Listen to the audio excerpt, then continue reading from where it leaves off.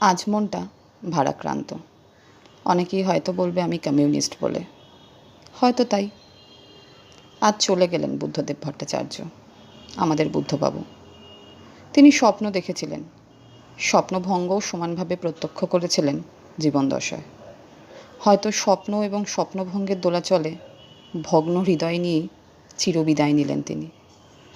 ব্যক্তিগত সততার নিরিখে এক বিরল রাজনীতিক, ধুতি, পাঞ্জাবি এবং কোলাপুরি চপ্পলে আপাদমস্তক বাঙালি ভদ্রলোক তিনি, সঠিক অর্থে ভদ্রলোক, যিনি দেখতেন রাজ্য জুড়ে শিল্পায়নের স্বপ্ন, দিতে চেয়েছিলেন বাস্তব রূপ। না, হলো না। স্বার্থ চরিতার্থ করতে কোনো দিন আগ্রহী ছিলেন না তিনি। সেই সময় দাঁড়িয়ে শেষ দিন পর্যন্ত নিজের নীতি আদর্শ থেকে বিচ্যুত হননি তিনি। ক্যাকটাস আর কোনো দিন হয়তো গাইবে না, বুদ্ধ হেসেছে।